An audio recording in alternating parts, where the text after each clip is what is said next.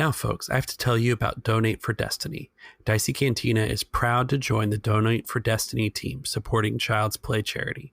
Child's Play provides toys and video game consoles to hospitals and domestic violence shelters in order to make a children's stay a little bit more comfortable. For every $4 you donate, we will add a light side Destiny token to our Destiny pool for our players. If you donate $10 or more, you get to decide whether the Destiny pool is all dark side or all light side. With every donation, we will read your custom message during the start of the next available recording with our crew. Want to send a message to your friend? Introduce an advertisement of your own podcast? This is your chance. Donate for Destiny is the brainchild of Mark from Coruscant Knights fame, but every good deed deserves a little friendly competition, so be sure to visit our donation page in the show notes for more details. And for this series, we have two special guest stars. Joe from the New Republic Radio and Mark from Coruscant Knights will be joining us for Capo to Capo. These guys were a blast to play with, and y'all are in for a treat. If you haven't yet, you need to check out their shows. And with all that out of the way, our story begins as always, on a planet far, far away, a long time ago. All right, guys, welcome to the Dicey Cantina, Capo to Capo. I think that's how you're supposed to say it. It's Italian. I don't know. But we have a couple of special guests with us for this series that I'm going to let introduce themselves now. Mark, why don't you start with us? Who are you? Hi, I'm Mark Eberhardt. I run, GM, host a little podcast called Coruscant Knights, which is a sort of noir mystery podcast set on Coruscant with different players every couple weeks. I personally am an artist, podcaster, and yeah. Excellent. Joe? I'm Joe Redeman. I am the host and GM of New Republic Radio. It's an actual play podcast set in the years in between Return of the Jedi and The Force Awakens. It's sort of the New Republic being born out of the rebellion and the Empire crumbling apart. And really what we're looking at as all of that happens is kind of the normal people of the galaxy and how all of these big galaxy shaking events affect them and how they go about their day-to-days and you know, ordinary people dealing with extraordinary situations type of stuff. I am a former actor also. I have done a lot of improv. I write and direct short films with a friend of mine. But yeah, so I've got a lot of performance experience, and I'm really pumped to be playing a character here on Dicey Cantina. Can we hear it here first on when we're going to hear your first episode? Yeah, it is April 6th, 2020, which is my wife's birthday, actually. So we'll be editing well before that. Not going to be editing the night before. No, I don't think so. And fair enough. Coruscant Knights Season 2 drops April 3rd. April What a 3rd. great weekend. Yep. And everyone should tune in. Paul, you're welcome to introduce yourself too. This is your podcast, so feel free to plug this one. Okay, well, I'm Paul. I'm playing the character Veer or Iveer tonight. I am a regular on Dicey Cantina, thanks to the GM Andrew being very forgiving. And I'm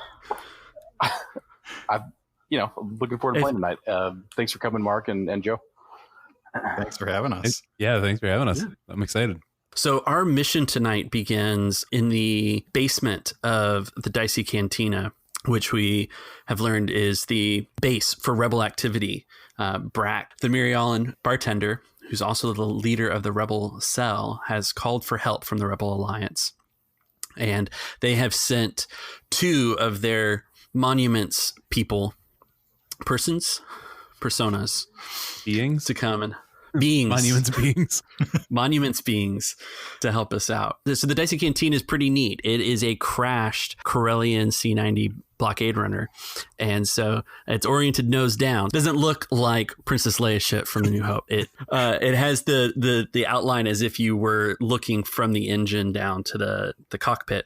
And so it has that kind of rectangular edges cornered off shape to it, but the rebel base is kind of the gutted parts of that here, and so there's kind of rooms around the outside, and then in the middle of the area is a kind of a briefing room with the quintessential but tiny hollow projector table in the middle. And Brac has kind of called you guys in here. In describing this, we haven't introduced everybody's characters yet. So you guys are in kind of you could think of it as like the lounge of the Millennium Falcon style. It's very sparse, very metal, like it's on a spaceship, but it's not some luxurious place or anything by that means. But you guys are kind of in there waiting for Brac to call the briefing.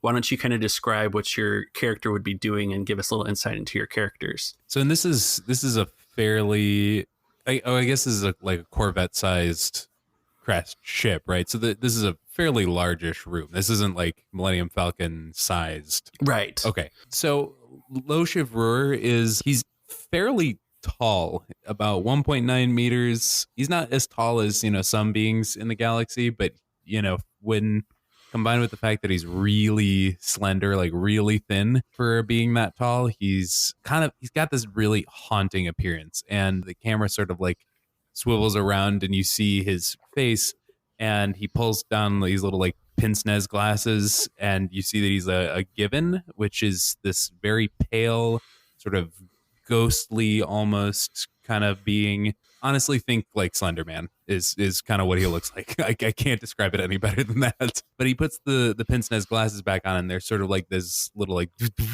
in there that's like it's a hologram that sort of enlarges his eyes, so it looks a little less like vacuous black holes in his face, and you can see the little all black iris and pupil, and I guess the whites would also be black, but you can see that a little bit better and see his emoting a bit better. He's standing over the holo projector table and just sort of like not looking at what's projected. He's just sort of poking at the innards and looking at the hard wires and seeing like the model serial number and looking at some of the details of that.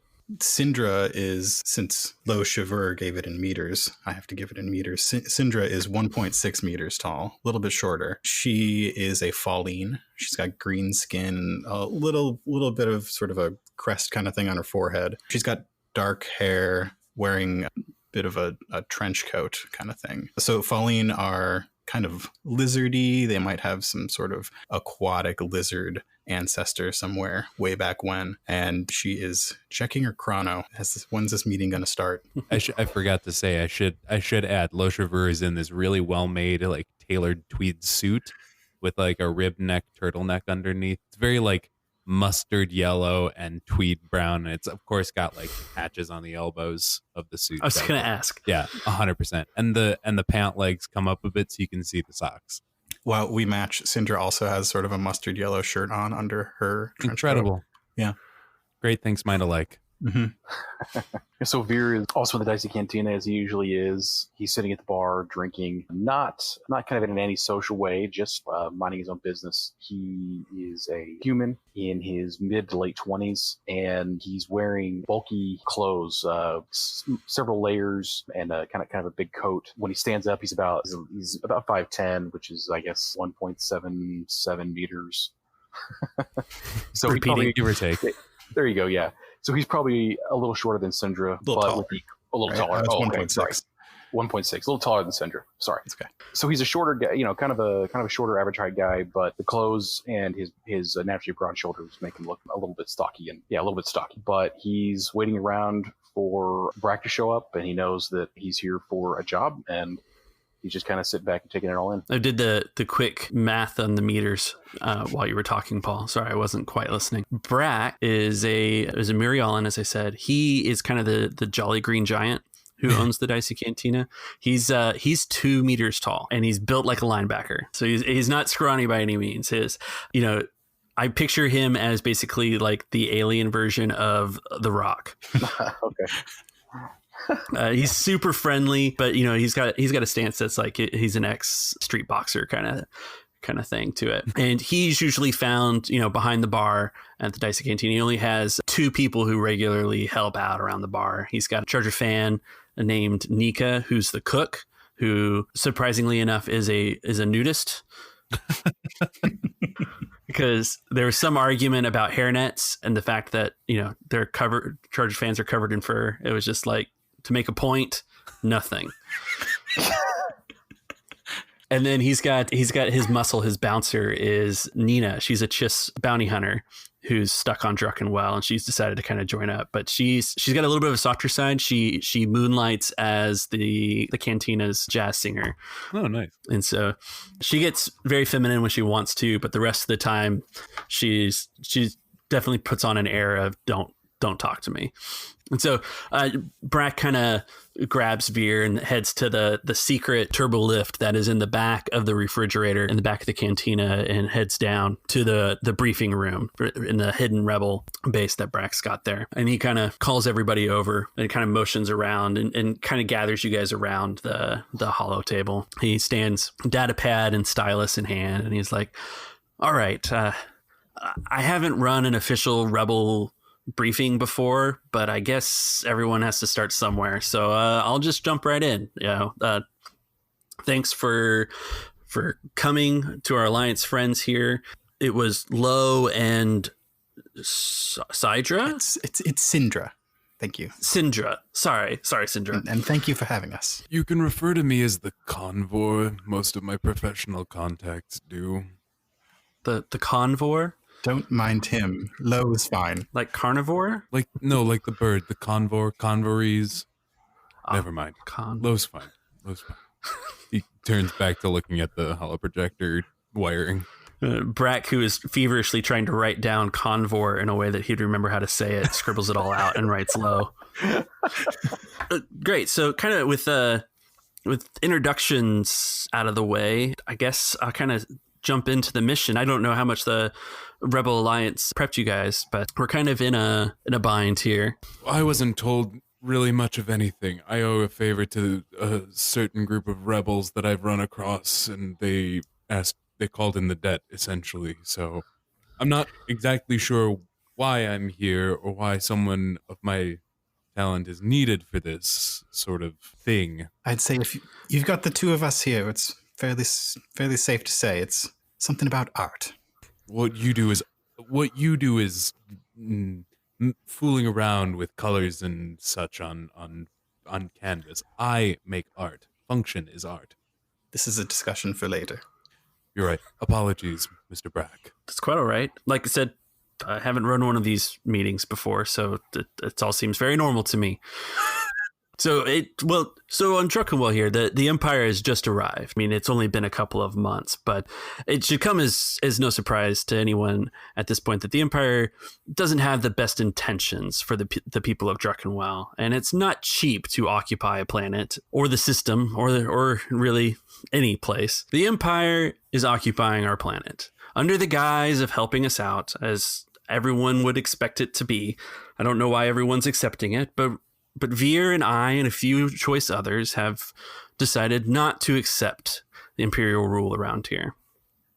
And we have an opportunity, which is why I called in some help. You see, Governor Kotzvu has decided that the Empire should be reimbursed for its fees to occupy our planet. And so as a result, he has set up an auction, an art auction, and he's basically getting rid of everything of cultural value to the highest bidder. There's a grand party to take place at the home of Ray Puri, an SGI official who's of some note and helped move the Empire in. He'll be hosting basically an auction / party / soiree or whatever you have on the island of Riznosa. What I need help with is the recovery of the illuminated actual on paper ledger that was commissioned after the colony of Druckenwell started millennia ago. It's the centerpiece of our planet, and while our culture isn't as far from perfect, it is something that we can give a black eye to the Empire with. And that is why I thought that our interests might align with yours of the Rebel Alliance. Well, it sounds like you've called the right people. I'm just waiting to hear what it is that we need to do. My expertise is in architecture. I'm hardly the person to call about illuminated flimsy. Not flimsy. Paper. What's the difference? I don't think we have time for this right now. Do you need me to go into how paper is made? Pulp, tree pulp, water, and mixing and mashing, and you people. What's Bacta then? How does that get made? As this briefing goes on, Veer is starting to look more and more uncomfortable and kind of unsettled. Doesn't seem to be really in love with the idea of kind of this fancy setting and going to Reynosa, which has kind of a reputation, high society sort of. So, Veer, obviously Sindra's a visual artist. I'm in architecture. What is your field of expertise in the arts? Performance. Oh, interesting. Dancing, acting, improv. He's got the legs of a dancer. It's true. You are quite muscular. How limber are you? Yes. Yes, Veer. How limber are you? Is this too personal of a question to I just feel like if we're going into some sort of hostile situation, we should know each other's strengths. Correct. If we are going into this together, we should know how we're going into this together. I'm not sure what you'd call what I do in art, so to speak. However, I'm good at getting into places. Interesting. A man of mystery. I like that. It does sound a useful skill. Security systems, simple locks, infiltration, that sort of thing. I do a brisk business in some of the more manual aspects of property recovery. Sindra looks to Lo. I suppose you could be an art preparator. The handy business of putting stuff on, taking stuff off of walls, handling things. Disguise and subterfuge. I like it. Veer kind of nodding his head, looking back. He's not really following the conversation too much. Meanwhile, Brac's just kind of like furiously tapping away at his data pad because it just doesn't have the information that he's looking for. Is there anything we can help you with, Brac? No. It's my first mission outline. It's all a big mess. Look here, and he kind of flicks from the data pad, and a hollow table kind of pulls up a layout of the mansion, and he kind of goes into the mission details here. He's like, what we're after is having an infiltration of the auction. It's the only time that we know where the target is going to be. So locating the target to the manuscript, to the ledger, verifying that it's genuine, and getting out with it is the mission. It's as simple as that. It's simple to say, I should say, instead of actually doing. But that's the goal. The contacts I have on Planet have gotten you guys as far as the main gate. You should be able to get through the main gate into the party with the passes that we have for you. It signals you as a group, as an attaché to someone of interest from off planet who's interested in the auction. It didn't specify who, so I guess any one of you could decide who you are actually representing, but the passes are genuine, so they should get you inside. I've got myself inside as there's an open bar, so I'll be tending bar in the ballroom, and so he kind of begins to point and lay out the floor plan for you guys. And so there's the main entrance in the foyer, and then where all of the guests are going to be is the ballroom, and that's where the auction is going to take place. Although I'm not entirely sure how until we get there. There's an expected crowd from all around the galaxy, really. So it's going to be a really energetic party to it. So there shouldn't be too much trouble moving around, but at the same time, as a result, there's going to be a lot of security. Veer kind of pipes up there. Do you know who's running the security? Is this local? Is this Imperial? How serious are their precautions? Well, Contavu himself might actually attend the auction. It's not confirmed whether or not he'll be there, but as a result, I expect Imperial level security to it. Not necessarily a contingent of stormtroopers, but very capable Imperial security scattered around the compound. Veer kind of nods and starts rubbing his chin in thought. So I wouldn't be surprised if Skaroo showed up as well. Now who's that? Curtis Skaroo is an old PI from here on Druckenwell. He was in the pocket of SGI, and he got in good with the Imperials when they arrived. He's been often put in charge of their security. He's a shoot first, ask questions later kind of guy. So he and Lizzie have had some run-ins, and well, she's not his biggest fan. It doesn't sound like he's particularly going to be fond of any of us. Veer has kind of stopped, and you can almost hear his teeth grinding. He's clenching his jaw so hard at the mention of Skaroo. Are there any other important names, important people that we should know about at this thing? Is it all mostly just locals, local systems, local sector, or is it from all about the galaxy?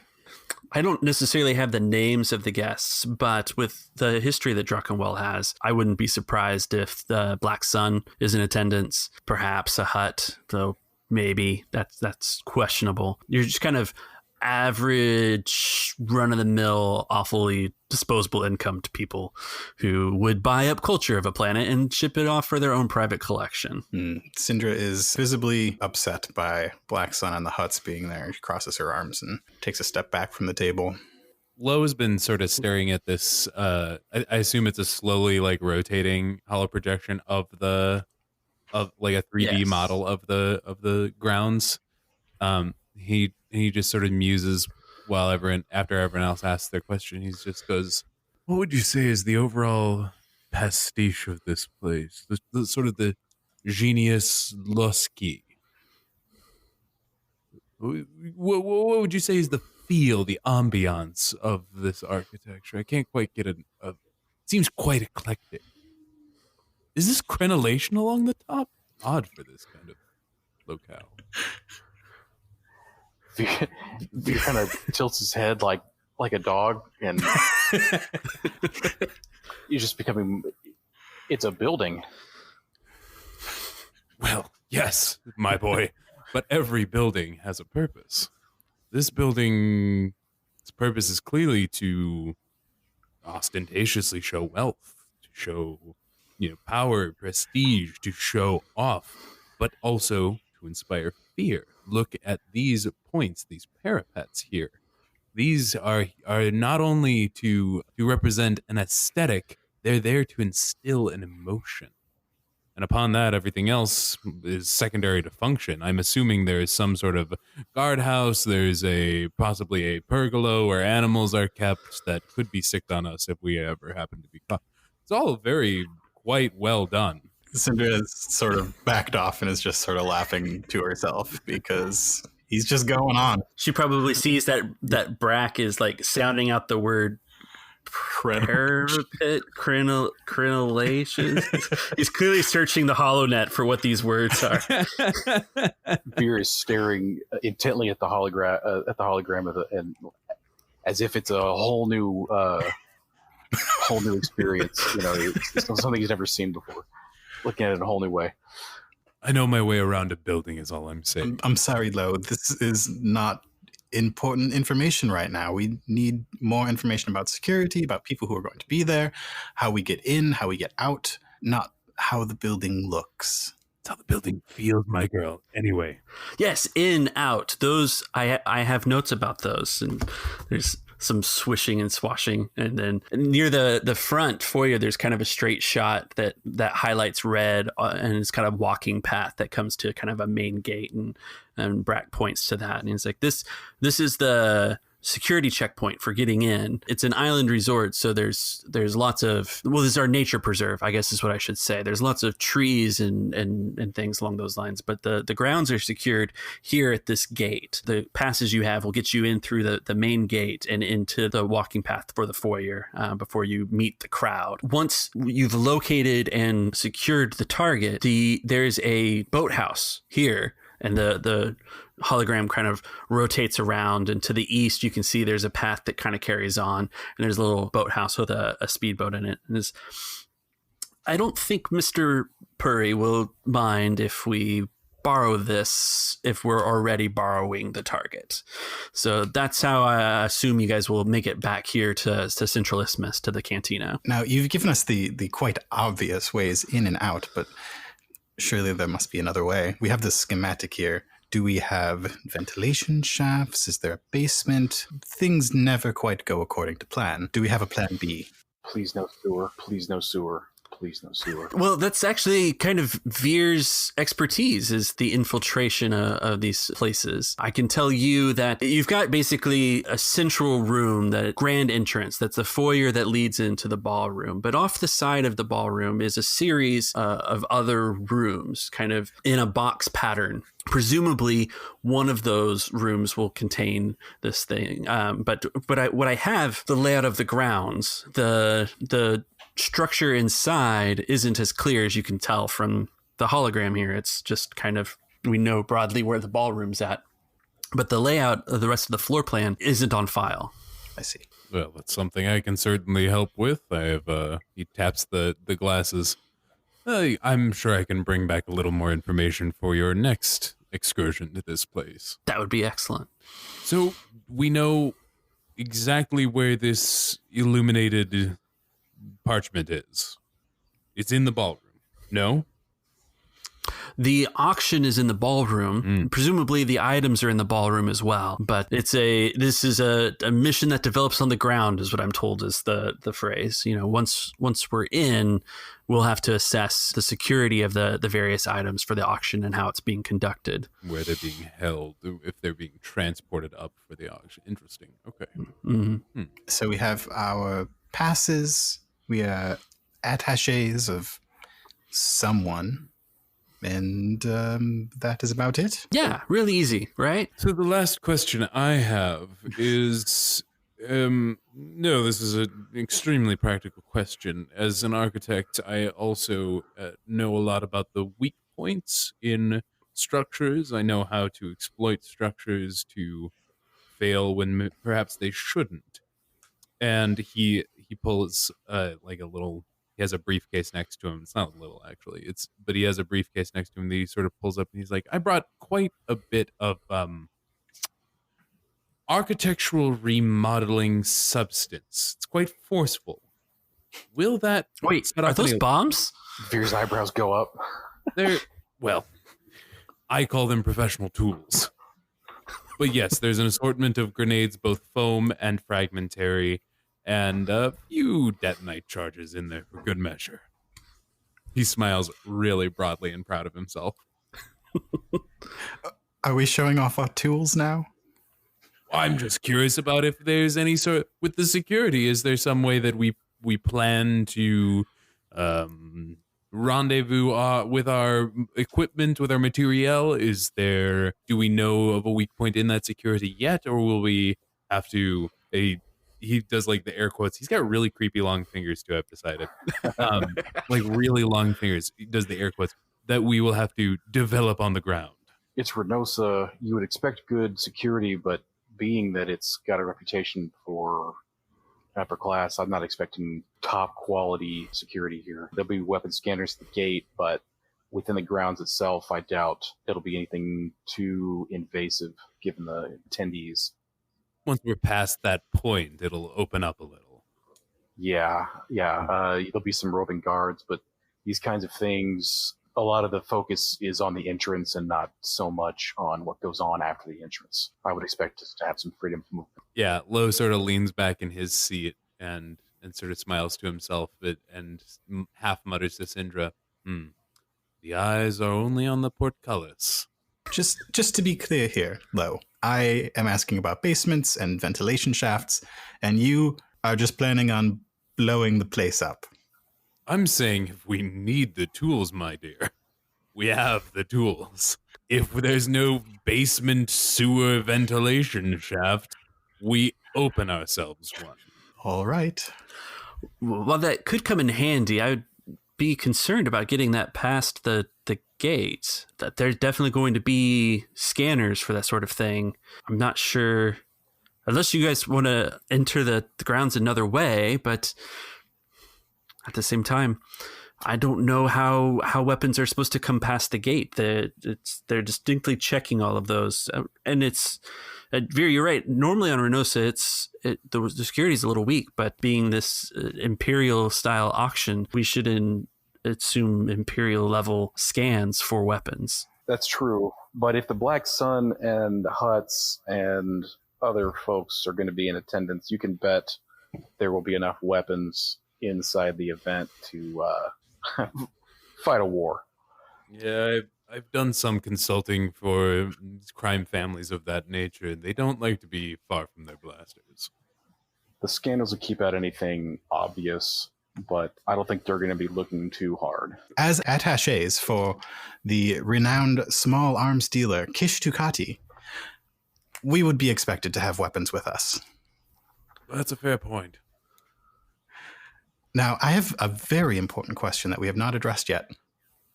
When exactly is this taking place? In the next scene.